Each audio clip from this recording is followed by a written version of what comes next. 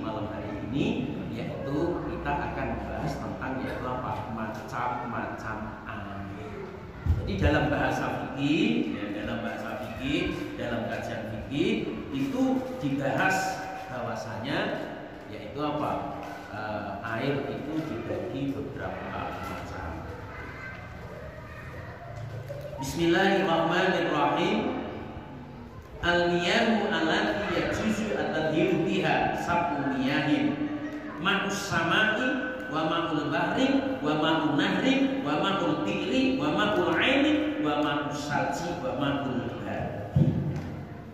Baik, Allah Subhanahu wa taala dalam kajian fikih macam-macam air itu ada 7, macam-macam air itu ada 7.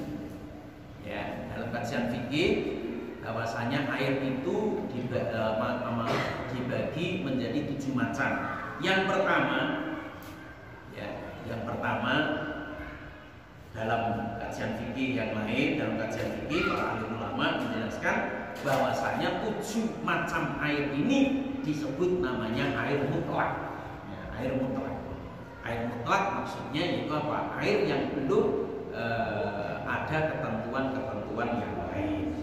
Yang pertama, ma'us samai, air yang turun dari langit.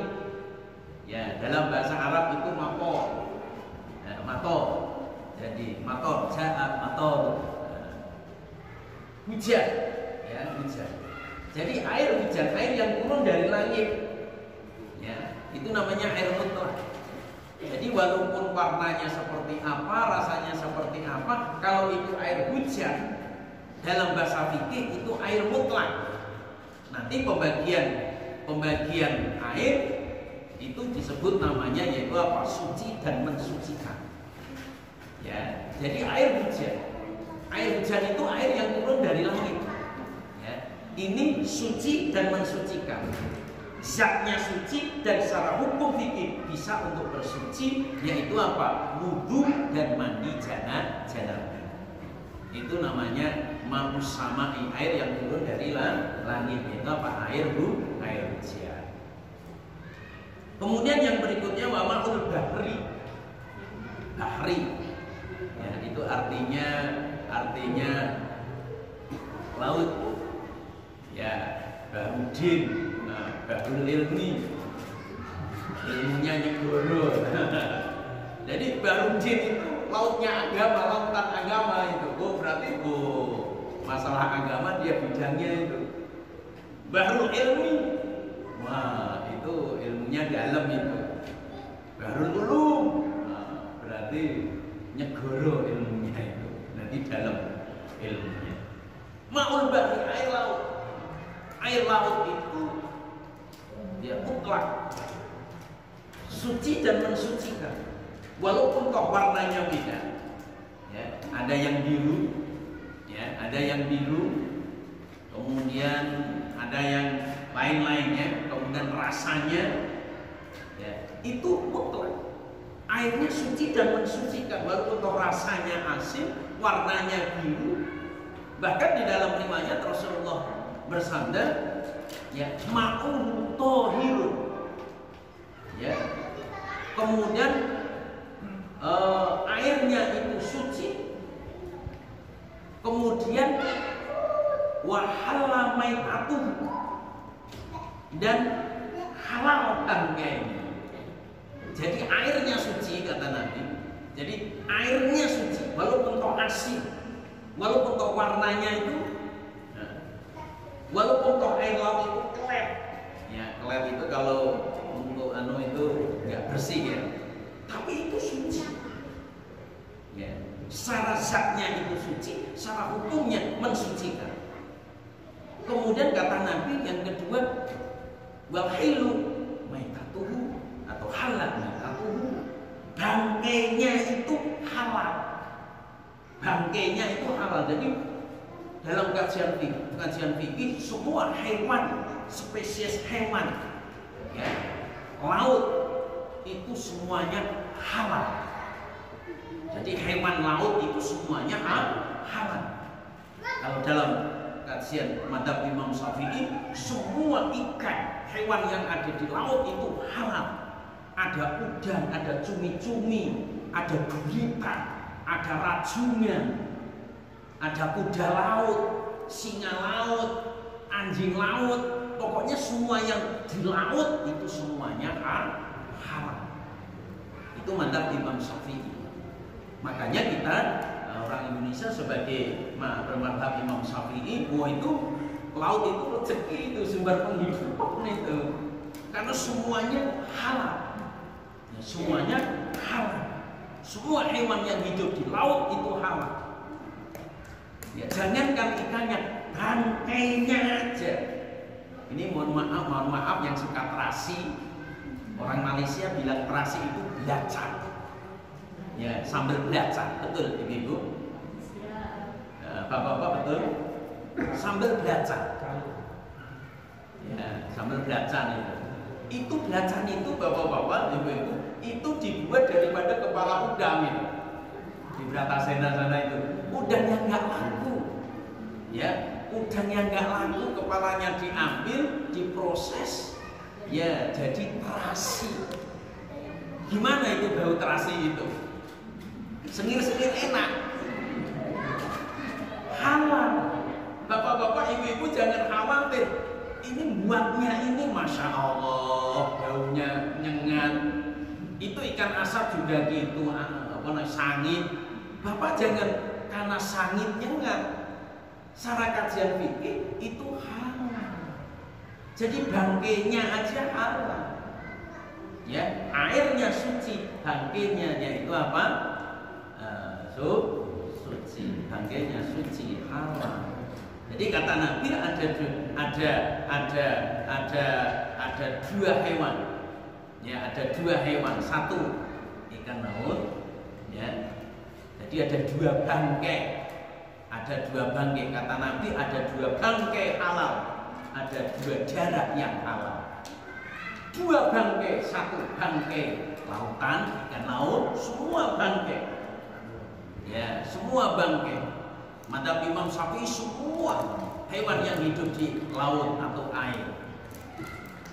Berbeda dengan madzhab yang lain, saya baca di dalam kitab Madzhabul Arba'ah, Imam Hanafi itu berpendapat bahwasanya yang halal itu hanya sejenis ikan. Sejenis ikan saja. Ya. Ya, kita bayangkan ikan itu gambarnya seperti apa itu aja. Yang lain seperti cumi-cumi, rajungan, udang, gurita, anjing laut, kuda laut, ya, yang seperti uget-uget itu ada itu, apa namanya itu? Ya seperti ular itu, uget-uget itu di laut itu. Nah, itu madzhab Imam Syafi'i semuanya halal. Tapi kalau madzhab Imam Hanafi yang diperbolehkan makan hanya sejenis ikan saja, yang lain itu makruh. Sama sekalian dengan Subhanahu wa ta'ala, jadi hewan bangkainya itu suci, halal maksudnya halal boleh dimakan. Kemudian yang kedua belalang, wal jaradu. Jadi belalang itu bangkainya itu halal. Semua jenis belalang, walang waduk, walang kekek. Kemudian itu yang kita ini dekat sawah, yaitu apa? Ada walang sangit. Maaf, saya dulu ketika di kampung juga itu pernah disambelin walang sangit itu. Itu jaring walang sangit disambel terasi, enak itu. Nah, walang sangit. Nah, semua belalang. Nah, tapi ingat, kulu wasrobu halalan thayyibah. Ya, Allah kalau berfirman silakan makan, silakan minum yang halal secara zatnya, secara hukumnya, dan toyib itu adalah bermanfaat bagi kesehatan. Jangan sampai selepas makan ikan teri ini alergi teri, jidulen, gatelen. Nah ini nggak toyib. Kemudian yaitu apa? Walang, belalang. Setelah makan belalang, ya beli di Gunung Kidul sana, dikeripik, disayur, dikeripik, digoreng. Gatelen berarti nggak toyib. Ya seperti bapak-bapak. Seperti bapak-bapak yang namanya daging kambing, itu sumber nutrisi, sumber protein. Tapi selepas makan daging kambing ya kok mumet. Nah itu namanya nggak toyib itu. Nah, nggak toyib, maksudnya nggak bagus demi kesehatan. Baik, terus kita Subhanahu wa ta'ala. Yang kedua, ada dua darah yang halal. Satu hati. Jadi hati itu bukan hati-hati Pak. Hati, hati ayam, hati kambing, hati sapi, ya. Itu halal. Hati itu asalnya dari darah. Ya. Jadi ada dua darah yang halal, satu hati. Ya, hati. Yang kedua adalah limpa, bukan paru-paru Pak. Jadi ada nanti kalau organ Bapak itu lihat itu yang nempel di perut itu. Ya, itu namanya limpa. Nah, bagaimana hukum didih itu haram. Itu najis, itu darah. Ya. Bapak-bapak ada bakso didih. Didih itu sapi disembelih, darahnya diwadahi baskom, direbus. Itu seperti hati. Itu seperti hati, rasanya seperti hati. Itu najis dan itu haram. Jadi dua hati yang halal itu ada, dua darah yang halal itu adalah hati dan limpo. Nah, sekarang subhanahu wa ta'ala kita lanjutkan. Jadi yang kedua adalah yaitu apa? Air laut. Air laut itu airnya suci dan dagingnya halal. Kemudian yang berikutnya wa ma'un nahri, air sungai. Air sungai. Ya, sungai di sini ya sungai sekampung, sungai apa. Ini Waidadi. Ya. Nah, di Lampung ini bapak-bapak ada sungai namanya Waibalo. Orang Lampung bisa ngucapin Waibalo, tapi orang Jawa nggak bisa ngucapin Waibalo. Wai itu artinya kali, balo itu diganti balok, jadi kali balok. Jadi kali balok itu yang benar itu wai itu Waibalo. Makanya ada Waibalo, ada namanya Sabah Balok. Nah, Sabah Balok itu desanya, Waibalo itu kalinya. Orang Jawa datang ke Lampung nggak bisa ngucapin Waibalo. Oh, wai itu kali, balok itu diganti jadi balok. Oh, jadi kali balok. Yang di Antasari itu loh Bu, nah itu namanya, itu benarnya itu kali, itu namanya Waibalo itu. Ya, tapi orang Jawa ngucapin kali balo. Jadi sungai yang mengalir, bukan kemarau kering, bukan, yang mengalir. Kemudian yang berikutnya wa ma'ul bikri, air sumur gali, kemudian sumur bor. Ya, sumur ditimbang ataupun itu disedot dengan sanyu. Nah, airnya itu suci dan mensucikan. Sah itu apa? Untuk bersuci. Kemudian yang berikutnya wa ma'ul ain.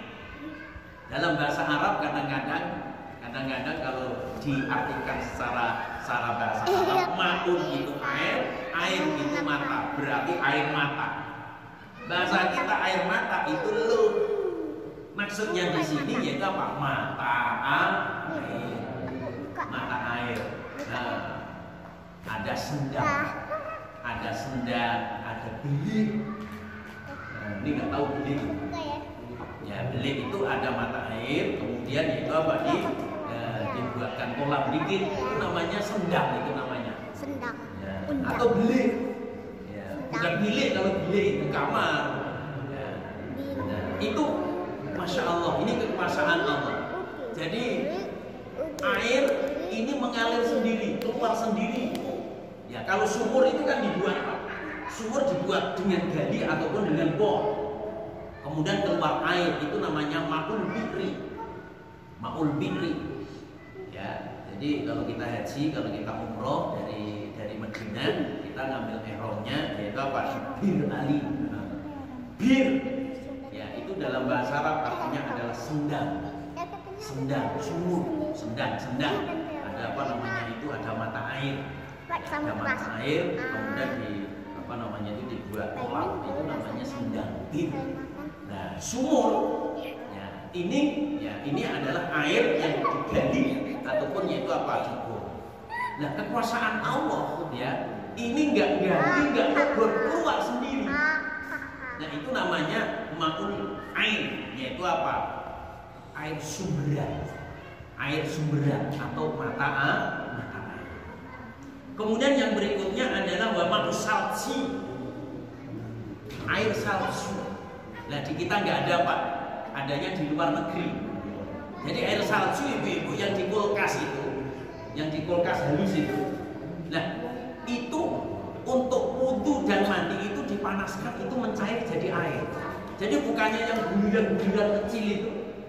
Nah, mungkin kalau di luar negeri Pak untuk ski, ya ada itu di Transmart itu, ya tapi nggak di Lampung, yang di Bandung Pak ada itu. Ya itu apa? Sebuah gedung besar. Di situ ada esnya, ada saljunya. Nah, mama usalji, air salju atau air es. Ya ini bisa untuk yaitu apa? Bersuci, suci dan mensucikan. Bagaimana caranya? Yaitu apa? Dipanaskan dulu. Jangan. Itu namanya air salju atau air es. Nah, kemudian nanti bisa ditanyakan. Kemudian yang berikutnya bapak berarti air embun. Air embun ini bapak-bapak kelihatan kalau ada daun talas. Daun talas bapak-bapak. Daun talas ya pagi-pagi itu ada airnya, itu namanya air embun.